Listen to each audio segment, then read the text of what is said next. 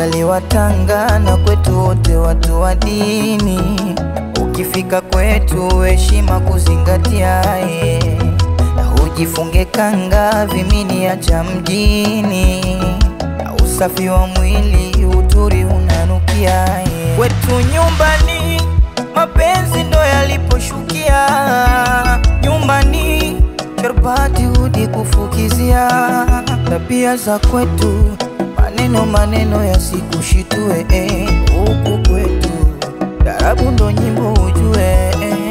Muda unasogea mina subiria, kisosora chumvini kituo cha kwetu tashukia.